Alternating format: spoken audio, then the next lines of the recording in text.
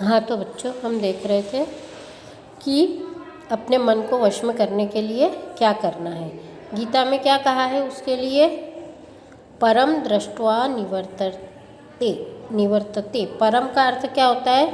मन को किसी परम उच्च लक्ष्य में लगाना। जैसे सेवा कार्य में लोक संग्रह मतलब लोगों से संपर्क स्थापित करना, राष्ट्रभक्ति, दीन दरिद्रों की सेवा, इससे क्या होता है? मन की आसक्ति नष्ट हो जाती है ना। अब ये अर्थ क्या है गीता का? परम का अर्थ परमात्मा है। इसे परिभाषित करते हुए गीता कहती है कि सब विश्व ईश्वर ही है, वासुदेवः सर्वम इति। तो गीता के लिए इसका अर्थ परमात्मा है, लेकिन विद्यार्थियों के लिए क्या है? विद्याध्ययन, पढ़ाई करना, है ना। तो यह भी कहा है कि मुझ ईश्वर को सब विश्व में व्याप्त जानो और मुझ में संपूर्ण विश्व को समझो।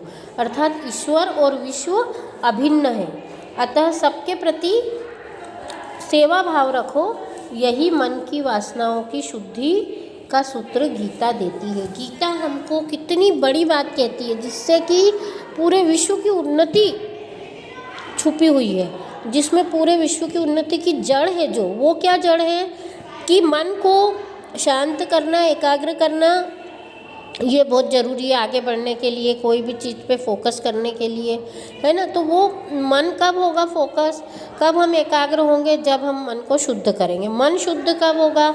जब सेवा भाव रखेंगे। तो हमारा मन क्या हो जाएगा? शुद्ध हो जाएगा। उसकी जो कामनाएं, वासनाएं हैं वो सब खत्म हो जाएगी और वो हर चीज़ को पाने के लिए मतलब पढ़ने के लिए एकाग्र हो पाएगा। तो ये कितनी बड़ी बात है जो आप अभी समझ रहे हो। क्या इंद्रियों के भोगों को नियंत्रण करने से मानसिक कुंठाएं नहीं उभरेगी तथा व्यक्ति मानसिक और शारीरिक रोगों से पीड़ित नहीं हो जाएगा? गीता का इस विषय में उत्तर पूर्णतः तर्कसंगत है। मतलब ऐसा भी कहना है कई लोगों का कि क्या हम इंद्रियों का नियंत्रण कर लेंगे तो उससे क्या हमारा मन कुंठित नहीं हो जाएगा? हम अपने मन को वश में कर लेंगे तो क्या हम कुंठित होने से हमको रोग नहीं कर लेंगे? तो ये सब चीज़ें जो है कि हमको शारीरिक रूप से पीड़ा हो जाएगी, इसका उत्तर भी गीता ने दिया है। ये क्या उत्तर है ये हम समझते हैं।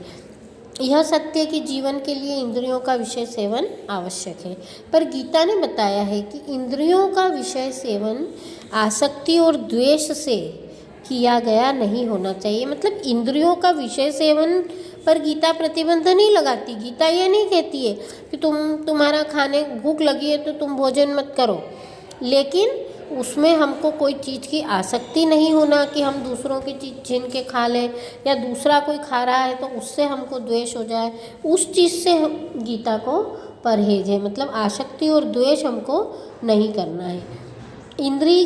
इंद्रियगत विषय भोग को सदैव नियंत्रित रखना चाहिए। इंद्रियगत विषय भोग को क्या करना चाहिए? भोग करना एक लिमिट में, एक सीमा में, लेकिन नियंत्रण में रहना, अपने नियंत्रण में रख के सब काम करना। उन्हें स्वच्छंद और निरंकुश नहीं छोड़ देना चाहिए। मतलब कि इंद्रियां ऐसी नहीं हो जाए कि जो चाहे वो करे, उसमें कोई न्याय अन्याय नहीं हो, उसमें खूब राग हो, खूब द्वेष हो, है ना। अन्यथा व्यवहार में अनेक समस्याएं आ जाएगी। अगर इस तरह का आप व्यवहार करोगे तो उससे आपके व्यवहार में क्या होगी? समस्याएं आ जाएगी। अनियंत्रित इच्छाएं, जिस पर नियंत्रण नहीं किया गया हो, ऐसे इच्छाएं जो है उससे क्या होगा? अपराध फैलेंगे, समाज में अनाचार पनपाएंगी, लोक कामनाओं से आवेशित होकर निषिद्ध आचरण में प्रवृत्त होवेंगे। जब कामनाएं लोगों को घेर लेगी, अपने मतलब नियंत्रण से बाहर हो जाएगी, तो वो अपराध करेंगे। इंद्रियों द्वारा विषयों का सेवन तो हो पर विवेक शून्य आसक्ति न हो। मतलब कि विषयों का सेवन तो करो पर आसक्ति मत करो। इंद्रियां अपने वश में रहे, उन पर अंकुश रहे, अनिवार्य विषयों में इंद्रियां प्रवृत्त हों। ठीक है, मतलब जो चीज़ जरूरी है उसी में इंद्रियां लगे, पर निषिद्ध वर्जित विषयों में नहीं। जो काम निषिद्ध है, वर्जित है, हमारे धर्म के अनुकूल नहीं है, उसमें इंद्रियों को नहीं लगाना है। नहीं तो समाज में अनाचार होगा, आपके व्यवहार में क्या होगा? समस्याएं होगी, आपका जीवन दुखी हो जाएगा। ठीक है, बात समझ में आ गई अच्छे से? क्या करना है, क्या क्या लक्ष्य बनाना है, कैसे पढ़ाई करना है, मन को कैसे एकाग्र रखना है ना, संयम रखने की क्या क्या विधियां हैं, ये सब चीज़ें इस पाठ में खूब अच्छे से समझाई है, जो आप लोगों के जीवन के लिए बहुत ही उपयोगी है। लघु उत्तरीय प्रश्न और दीर्घ उत्तरीय प्रश्न, है ना, भाव विस्तार, भाषा अनुशीलन, ये सब अपन अभी कर लेते हैं। अर्जुन की स्वीकारोक्ति को लिखिए। अर्जुन ने क्या स्वीकार किया है? पहले पैराग्राफ में दिया है कि मन बहुत चंचल है और वह बस में नहीं आता। मन जो है वायु की तरह क्या है, वश में करना उसको मुश्किल है। मन को एकाग्र करने के बाह्य साधन क्या हैं? मन को एकाग्र करने के बाह्य साधन क्या बताए? यम, नियम, आसन, प्राणायाम। छात्र की समस्याएं कौन कौन सी है? छात्र की 2 समस्याएं हैं। दूसरे पैराग्राफ में हमने देखा है क्या समस्याएं हैं छात्र की। पहली, उसका मन भोग और ऐश्वर्य पाने के लिए उसे लुभा रहा है, और दूसरी, पढ़ने में बुद्धि की एकाग्रता का न होना। ठीक है, फिर इंद्रियों का कार्य क्या होना चाहिए? इंद्रियों का कार्य मन को वश में करना होना चाहिए, अपने आप पर नियंत्रण रखना, अनुशासन में रहना, है ना, और जो धर्म संगत है वही हमको भोग करना। छात्रों की क्या समस्या है? ये हो गया, है ना, छात्रों की समस्या है एकाग्रता का अभाव, मन वश में नहीं है। स्थित प्रज्ञता कैसे प्राप्त होती है? स्थित प्रज्ञता मतलब बुद्धि का स्थिर होना। जब व्यक्ति का मन और इंद्रियां संयमित हो जाती है तब स्थित प्रज्ञता प्राप्त होती है। मन कितने प्रकार से उत्तेजित होता है? बाहर के विषय से। एक तो बाहर के विषयों को देखता है, तरह तरह के लोभ आकर्षण देखता है। दूसरा, भीतर की वासनाएं उसकी जागती है, स्मृतियाँ जागती है। इन 2 चीज़ों से मन उत्तेजित होता है। गीता में परम का अर्थ क्या है? गीता में परम का अर्थ है परमात्मा, है ना, सारा विश्व ईश्वरमय है, ये गीता में परम का अर्थ है। दीर्घ उत्तरीय में संयम को समझाइए। संयम किसे कहते हैं? परम उच्च लक्ष्य का तात्पर्य क्या है? परम उच्च लक्ष्य बनाना जीवन में। सबसे परम उच्च लक्ष्य तो क्या है? परमात्मा को पाना। और विद्यार्थियों के लिए उच्च लक्ष्य क्या है? अपना अध्ययन करना। भाव विस्तार मतलब भाव, इसका जो भाव है वो समझाना। जैसे मन की एकाग्रता की समस्या सनातन है। सनातन मतलब जो सदियों से चली आ रही है, जो बिल्कुल शुरू से अंत तक बनी हुई है। तो ये समस्या आज की नहीं है, मन को एकाग्र कर नहीं होता है, ये समस्या शुरू से चली आ रही है ना। तो इसका जो समाधान है वो इस पाठ में बताया है। अनियंत्रित इच्छाएं समाज में अनाचार पनपाएगी। मतलब जो इच्छाएं हम नियंत्रित नहीं कर सकते वो समाज में क्या फैलाएगी? अत्याचार, अपराध फैलाएगी। क्योंकि उन इच्छाओं की पूर्ति के लिए व्यक्ति जो है क्या करेगा? दूसरों का शोषण करेगा, है ना। अपने आप को वश में नहीं कर पाने से वो क्या करेगा? छीना झपटी करेगा, द्वेष ईर्ष्या करेगा।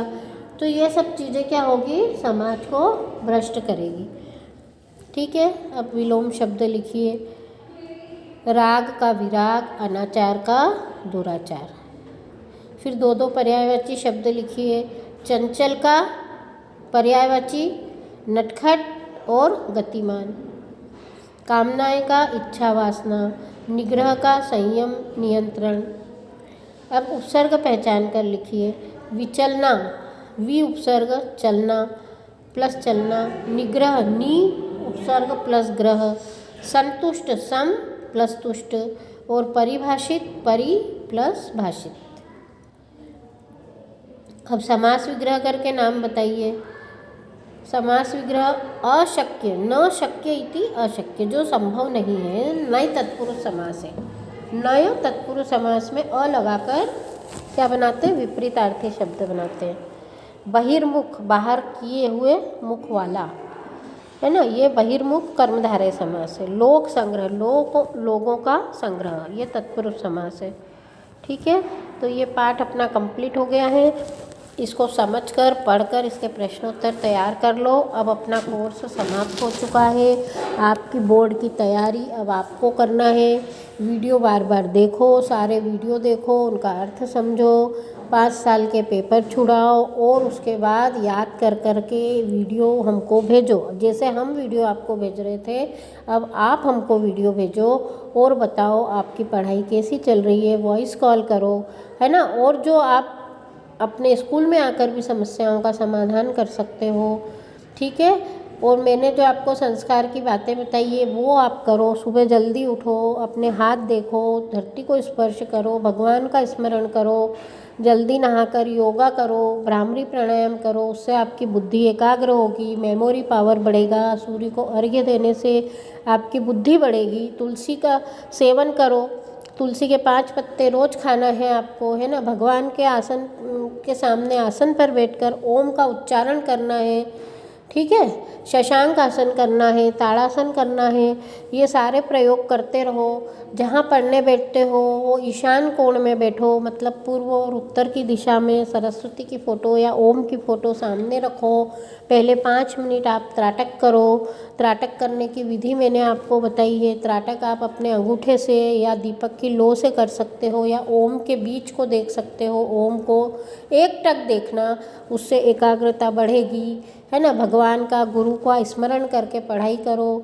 सांस लंबी खींचो और छोड़ो, है ना। सांस बाहर खींचो और छोड़ो। इससे आप श्वास प्रश्वास की गिनती करने से भी आपकी एकाग्रता बढ़ेगी और आप अच्छे से पढ़ पाओगे। ये लेसन में भी बताया है एकाग्रता बढ़ाने का उपाय।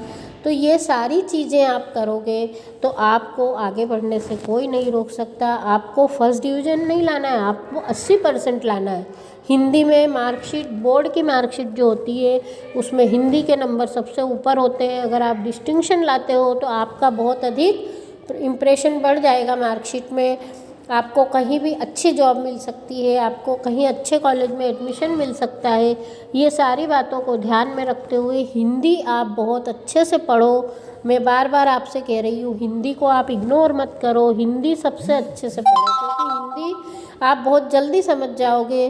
कम पढ़ाई में बहुत अच्छे नंबर ले आओगे अगर आपने हिंदी का ध्यान रखा, हिंदी की अच्छी पढ़ाई कर ली, तो आपको क्या होगा, हर तरह से फ़ायदा ही फ़ायदा होगा।